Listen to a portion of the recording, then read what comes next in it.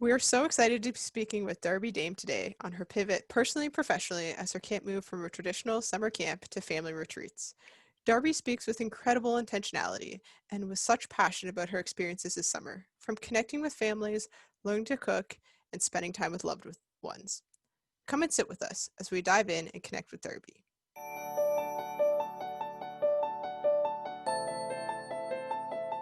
Welcome to Beyond Camp, where we explore the intersection of camp in our lives. For too long, we as camp professionals have referred to camp as being in the bubble, or in a bubble, where we separate camp from real life. And we're here to burst that bubble today with you. We all know that camp intersects with every aspect of our lives. We're excited to delve into those. We're your hosts, Rachel Kent. My pronouns are she, her. And I'm Cassie Bloy. My pronouns are also she, her. And we're excited to go beyond camp with you. As a friendly reminder, please subscribe to the podcast wherever you're listening today, and be sure to check out the show notes at gocamp.pro/beyondcamp. Now, let's get started. Today, we are thrilled to be hosting Darby Dame, who's the Director of Communications and Marketing at Camp High Rocks. Darby is actively involved in camping in Western North Carolina, and she leads the Welcoming Committee for the Women in Camp Summit, where we first met Darby. Darby is also the Communication Chair of the Local Council of Leaders for ACA Southeastern, and is actively involved in Kids in Camp, a nonprofit organization that sends Transylvania County students to summer camp. Darby, welcome. We're so excited to have you. Thank you. I'm so excited. After listening for many weeks, it's a thrill to actually be on. Fabulous. It's been really exciting to host so many folks that we have met through Women in Camping. It really speaks to the movement there, which, as our listeners know, we're big fans of. To get started today, I'd love to hear about your journey into full-time camping. Oh, I got really lucky. I know it's hard work too, but luck played a part in my role. I grew up going to camp. I actually live on the camp I grew up going to. What a dream, right? You never left camp. And so I grew up in Brevard, North Carolina, where I currently work, and came back here for an alumni reunion one summer and was like, I need to stay. And the camp I currently work at, Camp High Rocks, is hiring fall program workers. I was like, well, I'm in. And so I worked their fall programs and secretly got interviewed by our camp director, Townsend, at a lunch. She sat down with me and secretly interviewed me. I had no clue till 3 years later.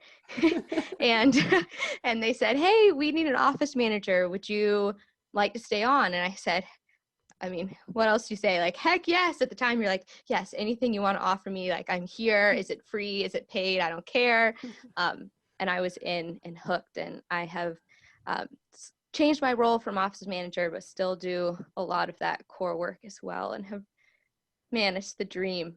I've now been there. It's almost 5 years. We were counting it up today.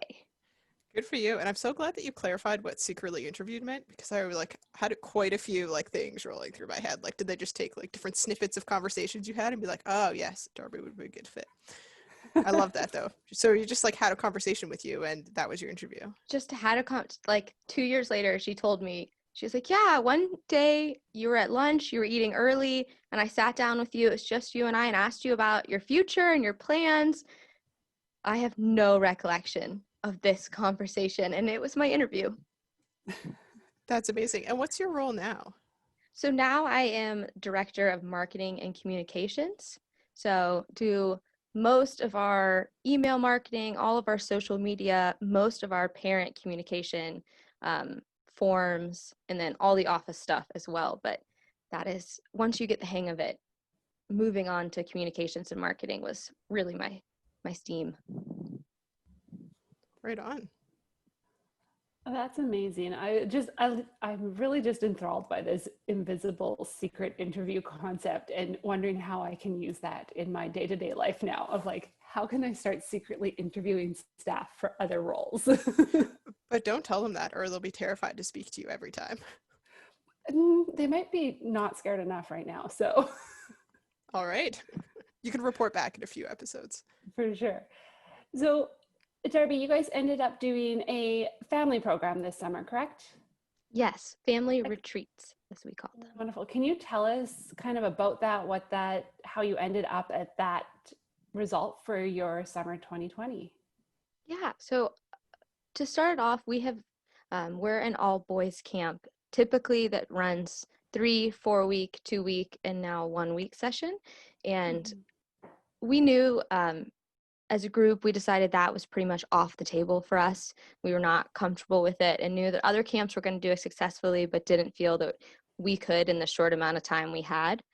And we had done last Labor Day a family camp where I think 40 families came to camp, and we had fireworks shows, and we took all the kids in the morning, and there was activities. So we had run one family program before, and it was a blast. I mean, we said that was maybe the highlight of summer 2019 was family. So when thinking, okay, if camp's not on, there needs to be some revenue stream, and we just need something to do.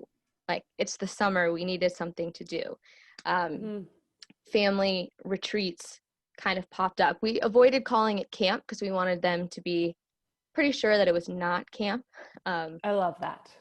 Yeah, we wanted to be really intentional with, like, this is not really going to look like what you think of when you send your camper to camp. So family retreats it was, and doing it once before made it an easy switch for us. While it looked different, knowing kind of what parents were expecting allowed us to like jump from camp, take a week or two, and then decide family retreats was our next step. What a neat way of protecting your initial brand as well around like camp, Mm-hmm. and then creating like a whole second revenue stream with its own unique brand. I think that's brilliant. It helped us set up expectations, just from the start of like, we're not going to family camp, we're going to family retreats. This is a retreat center, which I think to me, and we hope to our families, you identify it slightly differently than camp. Right on. That's fantastic. And I remember you being so excited about that because you and I were connected through Slack, through the COVID-19 Slack group when you were like going through this transition. I remember you being super excited about the retreat um, section. So that's fantastic. Leading up to that though, because it must have taken you a little while to get there, how did you deal with the uncertainty of what was going to happen next? I think there was more uncertainty before we knew we were closing the camp section of camp. After that, it felt more we were creating a new program, so there was more opportunity, less uncertainty, and more we get to build something from scratch here that there's no preset, this is how it normally runs. So the uncertainty really came before we decided to close camp. That makes sense. How did you cope with that uncertainty? Because like it's huge. We all know we sort of like live for the summer, right? So how did you walk yourself through that? To be honest, a lot of tears. Hmm. Fair. We love honesty Yeah. here at Beyond Camp. Yeah, there was a week of just, I think every night, you think there's just tears, and that is so normal, and felt very odd because normally tears like that don't happen because of camp. That's not where you typically associate that much sadness and that much Mm-hmm. loss. Normally camp you gain from, and so that was an interesting difference. I think really didn't cope with it till we had a decision. There was not a lot of way to make the stress go away or make it better till there was a final decision, and um, knowing that I thought it was the right decision. I thought we came to, for us, it was the right decision for our camp to close. Not for every camp for sure, but for us, we believed it was. I think gave us a lot of peace knowing we had a direction. That makes a lot of sense. And I like what you said there about this is the right decision for us. And that's what Cassie and I've said many times on this show is Mm-hmm. that it's important that you are making the decision that's best for you and that you're living out that decision that you feel strongly about. And I just wanted to touch on, I absolutely loved when you said it was really hard because there's a disconnect because we don't usually associate so much sadness and loss with camp. And what a unique perspective. I hadn't really considered that. You know, camp is not usually a place that causes us great hurt. Like we cry often, like at the end of the summer, let's say, because we're sad that we're leaving, but there's all these like wonderful memories that we hold dear to us. Um, and I imagine that like juxtaposition of camp and hurt and sadness and grief together is really hard for folks. So thanks so much for bringing that up. I also Yeah. think it'll be hard because if you didn't run this summer, that's kind of what's sticking with you right now. You know, while there's hope for the future and we should have hope for next summer, right now you didn't get to end camp on that positive note. Even though it's sad you're crying at campfire, it's because you just had a wonderful summer. And I wonder how that's going to change attitudes going into next summer and just our mindset. Exactly. Yeah, I think of that in terms of being laid off from camping and not currently working in a role that's directly related to camping. My last taste of camping was the pandemic and like having to like close everything down really quickly and then moving on. And I haven't considered how that will affect my view of camping to look back on it. It's certainly not my organization's fault or anything like that. It just is sort of the state of the world created these really unique circumstances. Unprecedented, some might say, I suppose. Yeah, I definitely really align with that of like, I haven't even really had that chance in the last couple of weeks to think about summer's ending soon and how do I really feel about that when I didn't have camp, and with transitioning into new roles and such, it's just kind of been like almost, I feel like I've almost buried it and like kind of pushed it aside. So it hit me like a wall of bricks yesterday or the day before, I will say, that I've realized that it's the end of the summer and like camp actually isn't happening. Like here in Ontario, it's starting to get a little bit cooler. You know, it's not cold yet, but it's definitely getting cooler, you can tell. And all of a sudden I was like, wow, an entire summer has actually passed without camp. So I have lots of feelings about it, and I'm sure we'll dive into it in the future. But for sure, I think that this is like an important transition point that we're going to have to dive into. Yeah, talking about transitions, Darby, you made some transitions this summer. What was a shift for you this year? The biggest shift was I got sunburnt more often. Um, No, so okay, hold on. That seems interesting. You are the communications and marketing, what sounds like more of an office job. yes, typically an office job, I get out to run the camp store and help out in the kitchen typically. But this summer, and one of the silver linings of this summer was running family retreats. We ran it with our 10 full-time staff and two other partials, like two other seasonal staff members. So it meant all hands on deck. I lifeguarded for 4 hours a day for 4 weeks. Learned more about sunscreen, but it was a it was a big shift and a really positive one. I think one of the things you hear often from camp directors is I wish I got outside more. I wish I wasn't in my office more. And my job really is in the office. And I love my job. I do not regret it, but being out in the sun is a definite positive. And I would say a silver lining was that all of us, every single director, executive director, maintenance director, we were all just outside cleaning the toilets, you know, lifeguarding, cleaning the PFDs, and it allowed us so much more time. We felt more like a counselor role this summer, and what a silver lining to, on a summer that's not so great, to get back out in the field way more than you were expecting. Yeah, that's just, I love that. And I don't, as like somebody who's been in that director role, like you're always like, oh man, like I wish I could be out on the ground all the time. And it's really interesting to hear that you guys actually had that happen. Do you think that's changed your perspective on camping?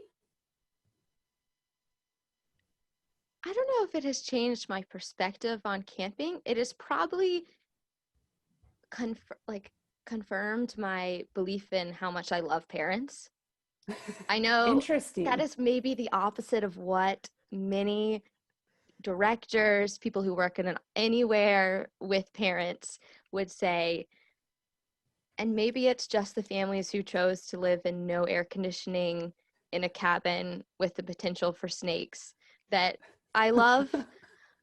But being out and about and getting to interact with parents that normally it's just an opening or closing day and they're pretty focused on their kids, reasonably so, was,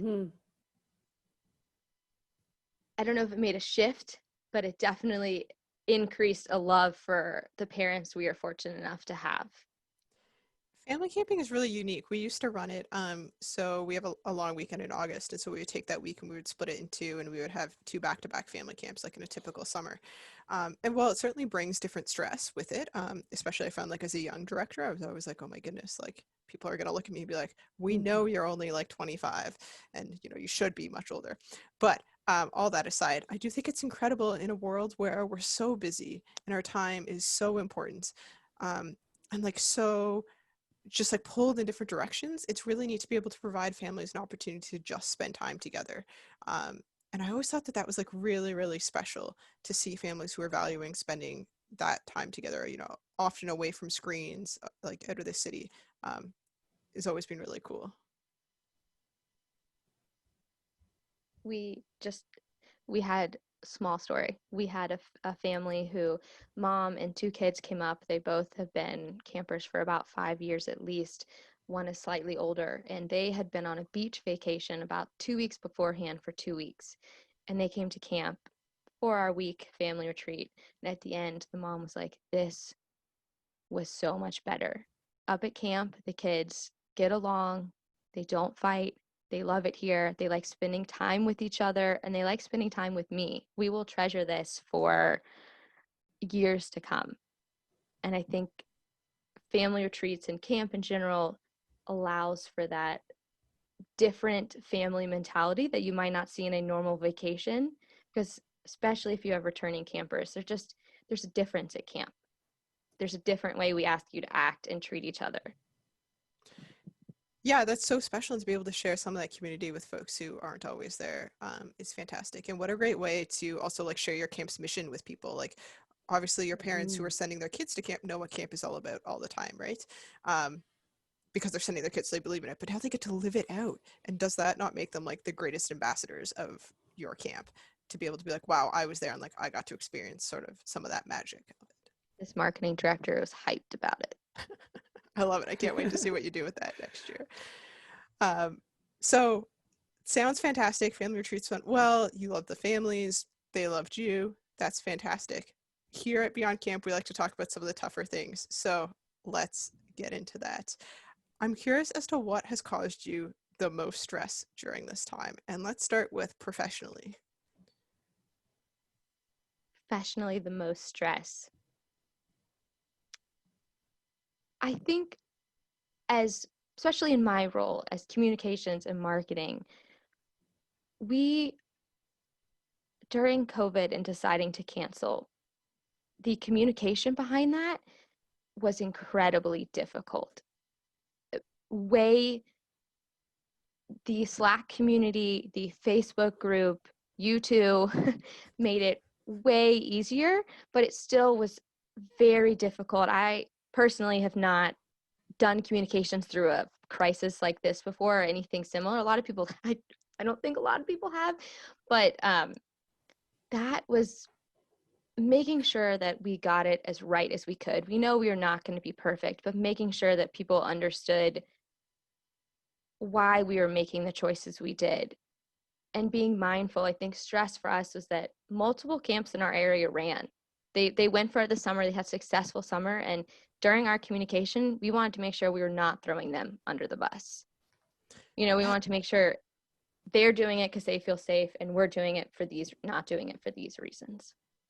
That's wonderful, and that's so important. I think what makes the camp community and the camp industry so special is our desire to build each other up.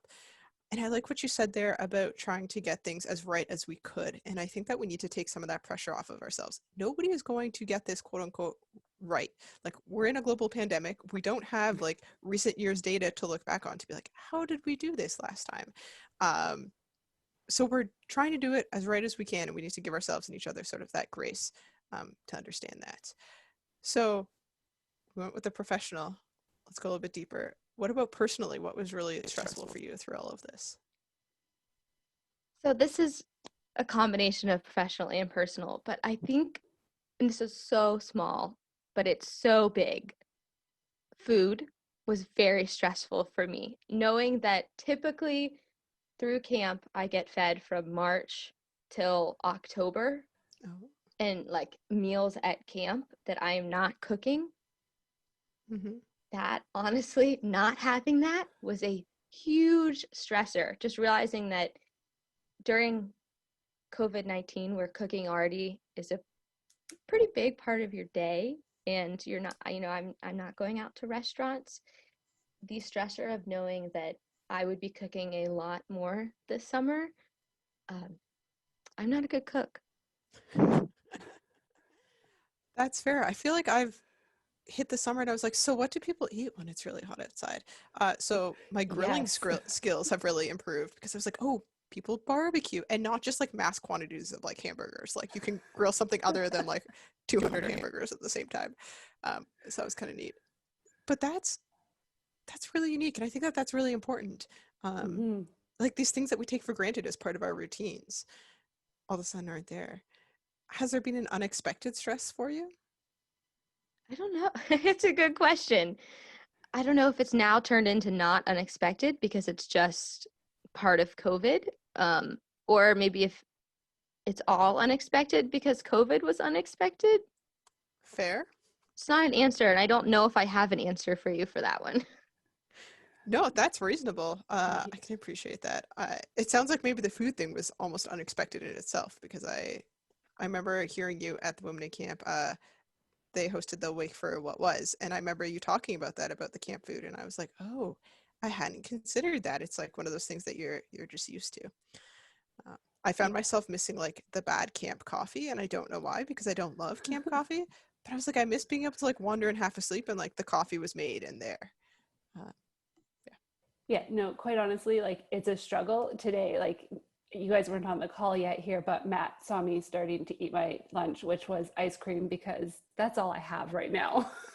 Like grocery shopping, working a job that doesn't provide food for you, like it's weird. And like if you aren't on your game and you're learning to restructure and re-routine, it's hard. So yeah, eat ice cream for lunch one day. It's fun. I'm living off peanut butter and jelly sandwiches for lunch today, like the past month. Oh, awesome. Love it. So we've talked a little bit about your stresses this summer, but I kind of want to know about your identity as a camp professional. How has that changed this year? I wouldn't actually have said it had changed too much till I listened to y'all's podcast on camp identity, your identity at camp. And while I still wouldn't say it has changed a lot, listening to if you haven't, listeners, if you haven't, go back and listen. We'll I make sure we realized, toss it in the show notes as well for yes, you. we'll toss it in the show notes.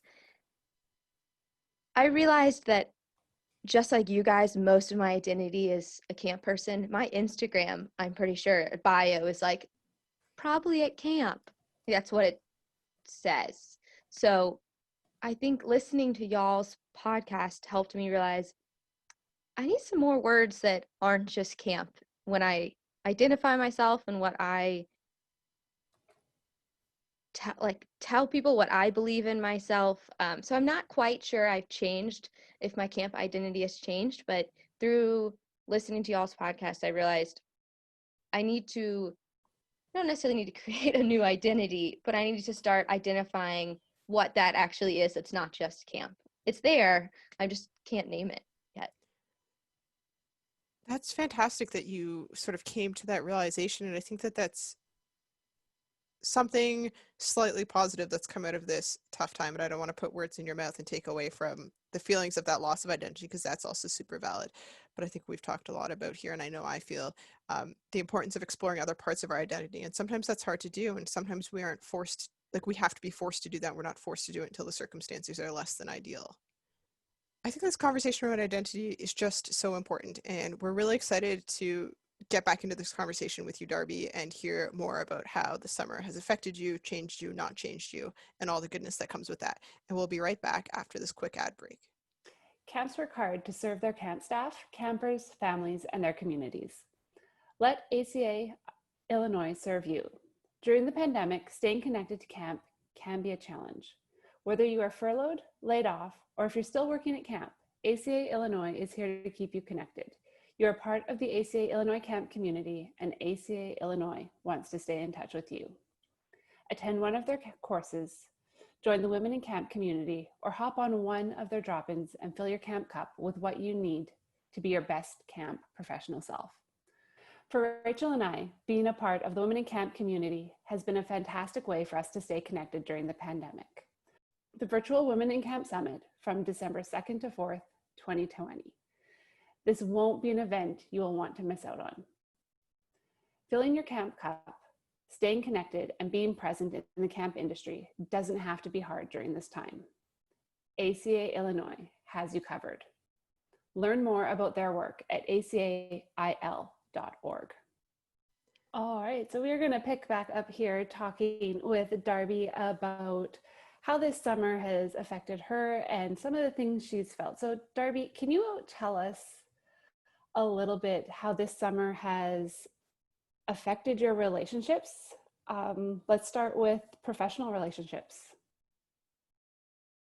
Well, as you guys heard me mention before, we were out, doing the counselor things way more often this summer than in the office. And I think as a team, it rejuvenated us in a different way than a normal summer would. Mm-hmm. There's so much sadness to this summer, but so much positive for us that we were actually able to go lifeguard or play a game of basketball with a camper. So professionally, we have about 10 of us full time, and we were able to get a lot closer. And we're very fortunate that our offices, we have enough doors and enough bathrooms and enough entrances that we can all actually be in the office without being together. We live in an old house, like our office is in a house. So it allows us that there wasn't a lot of time apart. And as a group who went through communication during trying to figure that out through this time, we were just able to go closer. Did it present any conflicts with you all being close all the time? No, we were still socially distant from each other.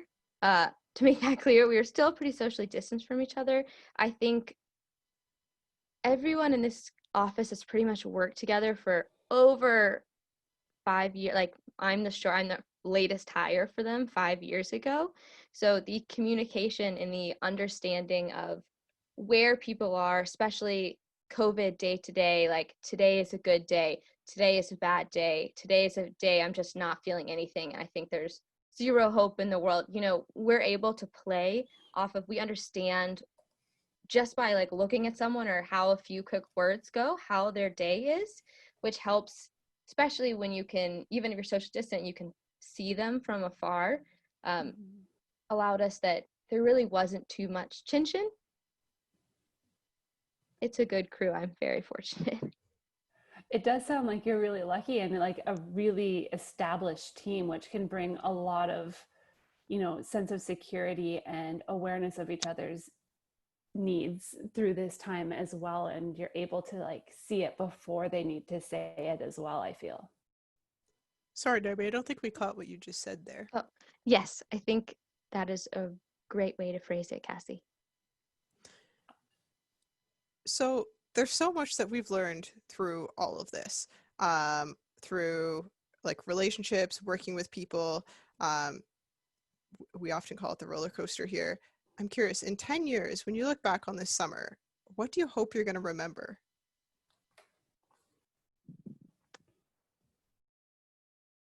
I hope I remember, I think there's a few things, but I hope one of them is that we made the right decision for us and other camps made the right decision for themselves, and being at peace with our decision, and 10 years from now still being at peace with that. I know we'll have more information. I mean, we have more information now than in June, and I know we'll have more, but I hope I'm still at peace with it.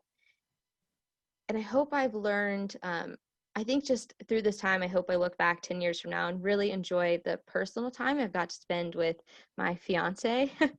We got engaged the week before everything shut down, February 29th. So we've gotten to spend a lot of quality time together, and it's gone like really well, remarkably That's well. good. Yeah, so that's a very fortunate thing. And I think getting to spend he knows what he's getting into, marrying me. I made him work at camp one summer just to make sure it was going to work out, that he liked camp and that camp liked him, and it did. So I think looking back on it, I hope I appreciate and hope I remember that getting to spend way more time with him this summer. I love that. That's incredible. I made him work at camp just to see if this was going to work out. My partner also worked with me at camp for many years, and we often said that it's been like an excellent test drive for our relationship because we faced challenges that we don't imagine like most couples our age have faced without children. We can dive into that in the future. But yeah, I love that. I also think it's interesting what you said about, we have so much more information now than we had in June. And I think that that's a really challenging thing for folks right now, is the fact that we're used to having all the data and all the information we could ever want at our fingertips. Like, you can Google anything. I'm the person who, in a conversation, if there's like something unknown, I'm like, who will know? Google. Let's look it up right now. Like, we have this ability. And so I think it's really been tough on a lot of people who are used to having that data, that we just don't have it now. Nobody knows. And you couldn't make a decision in June about now, or in April about July, because things were changing so quickly, and it's slowed down a little bit. But I think it's that unknown and lack of information is still really hard. I think it's slowed down for camps, but it's so increased for schools.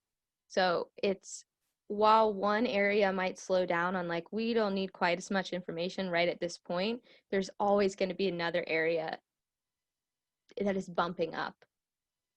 Mm-hmm.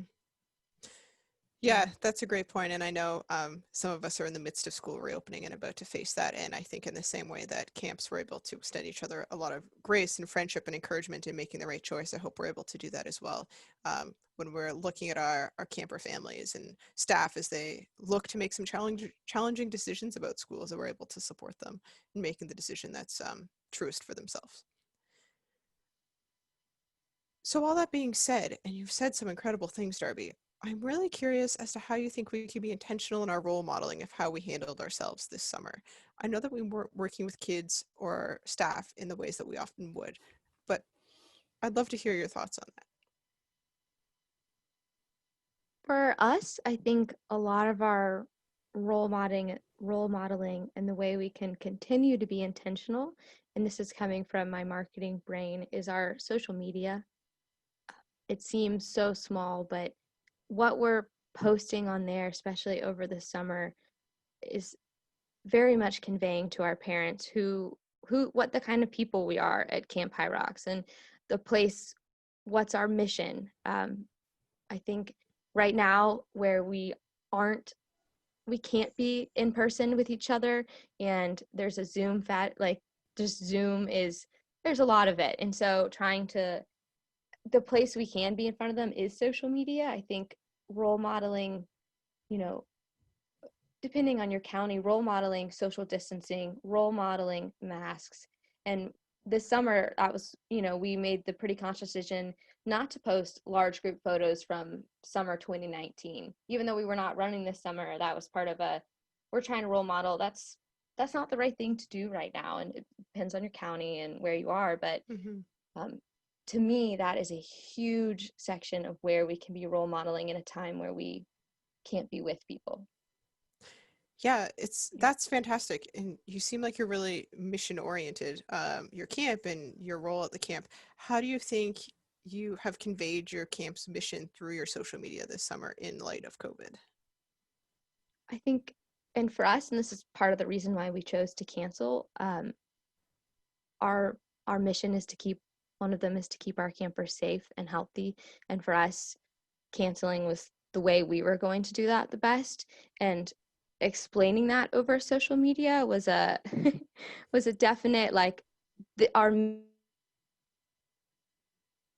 vision is this, and thus we have decided to, like, one of the reasons we have decided to cancel, and helping people see that it wasn't, there are many reasons behind why you cancel, but that mission was also one of the large drivers. And a lot of that comes across in just how you're conveying your message on social media. But I think that, and to me, parent quotes, this is so small, but parent quotes so often catch the mission even better than you can.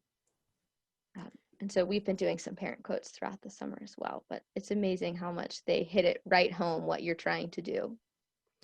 I love that. Yeah. And in light of social media these days, do you think camps have a responsibility to use their social media to be leaders during this time?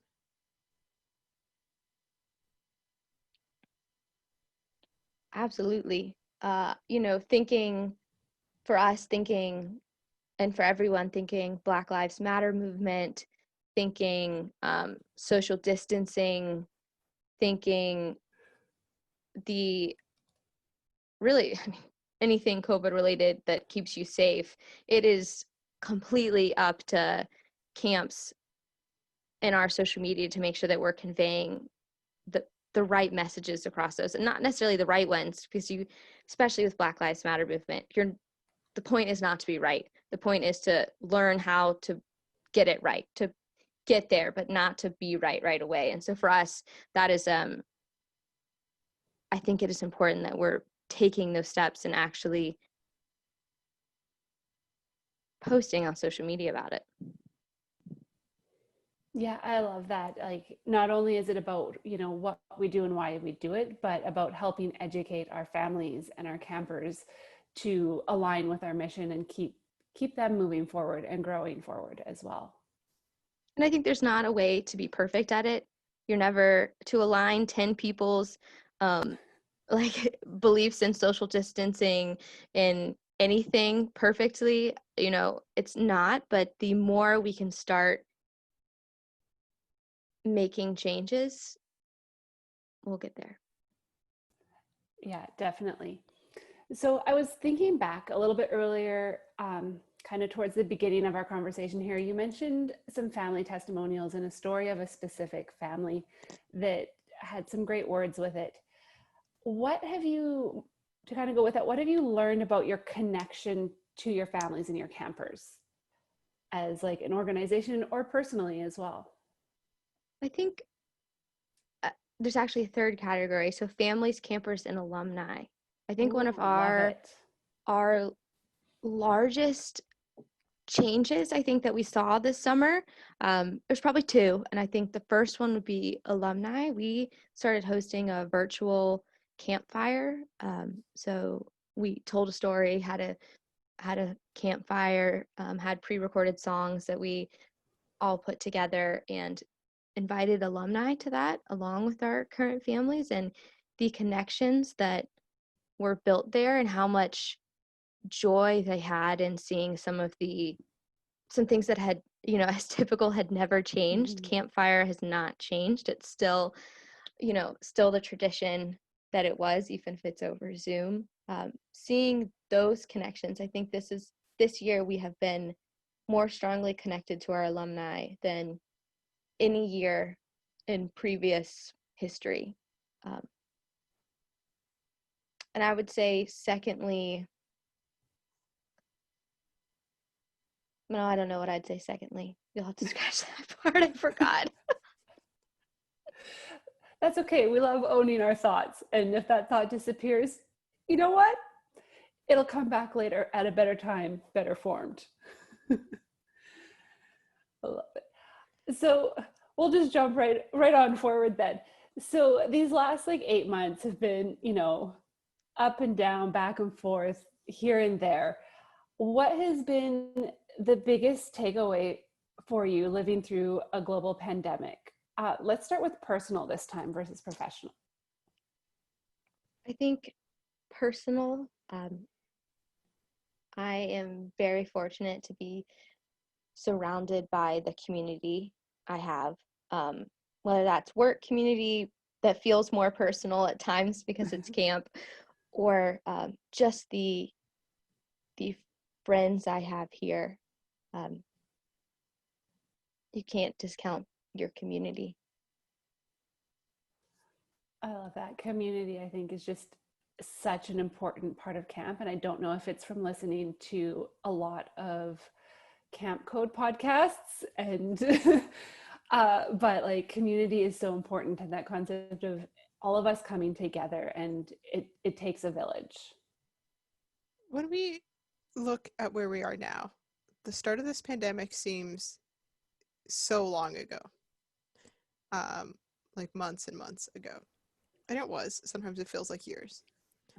But if you were to look back to March and April, or even maybe February, and to be able to like step back from it, what piece of advice would you give yourself? I think the biggest piece of advice I would give myself is it's okay to not be okay.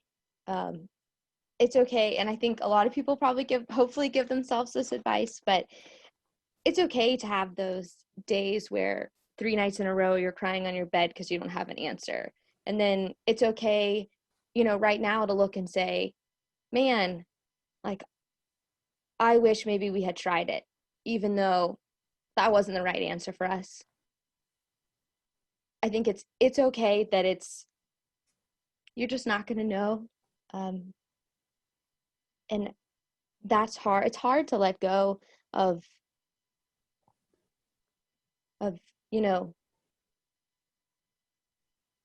not having the perfect I'm fine right now. And so I think that would be, if in March I could go back and tell myself it's okay to not be okay. And it's okay that, as you guys have talked about in previous episodes, that just goes in roller coasters. And it's going to go in roller coasters for your friends and your coworkers and the person who gave you a takeout because you haven't eaten in 3 months. Like, it's just going to be in roller coasters. And I think hopefully one of the silver linings that has come out of this is more people have realized it's okay to share your feelings. It's okay to not be okay. And that's something hopefully I'm learning. Hopefully my advice that I would give myself in March, I'm taking it right now. I love that, and I love that point of taking it now, because I think we're approaching another pivotal time of transition where we've gone through the summer, we've grieved the loss of the summer, and what is next? Because the world is not going back to pre-COVID, quote unquote, normal days in September. That's not how this works. The calendar doesn't flip a page and all of a sudden we have a fresh slate ahead of us. I mean, we do in many ways have a fresh slate ahead of us, but it's in a different world than we're used to. And so I think that advice, that it's okay to not be okay, and that a lot of people are in that same boat, is so important, and that we need to cling to that as we move forwards. It doesn't just end for us because camp's over and now we can plan for summer 2021, or we have moved on to a different role that looks different and we're not planning for summer 2021, but we're planning for the work we have right at this point. It's okay to still not be okay, even if the summer you're already looking for the next one.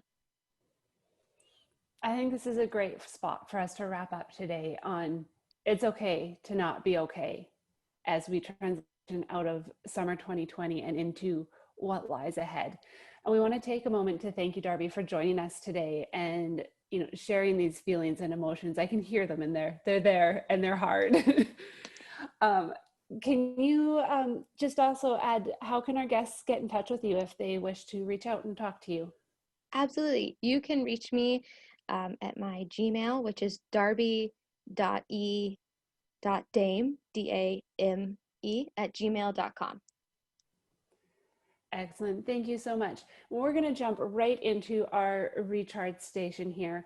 And we believe that self-care is crazy important to all of us. And to have that personal wellness, both through the good times and the not so good times, but that we as camp professionals just were not great at it.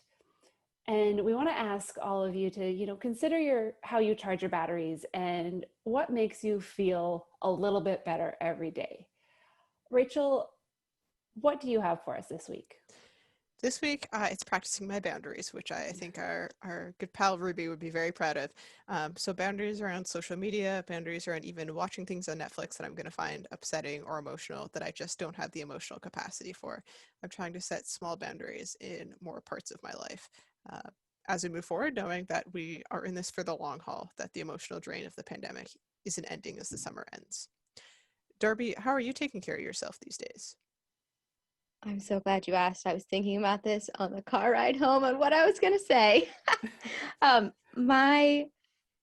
smallest, but I think we will all understand this. The way I'm taking care of myself, and I did it this morning, was I cleaned my bathroom. Ooh, good. Those small little chores will just eat at you. And I did it, and I feel so much better. I love that. I definitely can say I have not been on top of that game this week. Maybe should clean my bathroom. For me this week, it's all about getting that vitamin D as we head into the fall season as well, where the sun starts to go down a little bit earlier. But get outside, take a supplement, check with your doctor first, of course, make sure you're doing the things that are right for you. We want to thank you all for joining us beyond camp. We hope that you found something that enlightened you today as we journey beyond the property lines and bring camp with you. As we wrap up, we want you to be able to reach out and connect with us. You can find me, Cassie, at cassie.bloy@stephanricard.ca. Rachel? Folks can reach me at kentr@girlguides.ca. Don't forget to check out our show notes at gocamp.pro/beyondcamp. A final thank you to Darby again for being with us today and sharing her thoughts around summer 2020. To GoCamp Pro for holding space for these conversations. To the team at ACA Illinois for their sponsorship and continued support as well. To Matt, our producer, for continually updating our show notes, making comments, and allowing us to feel empowered to move forward. And to you, our listeners, thank you for listening and spending your afternoons or mornings with us. Beyond Camp is part of the GoCamp Pro podcast network. Check out all our other podcasts at gocamp.pro/podcasts. Go well and safely, friends. We'll be here with you next week.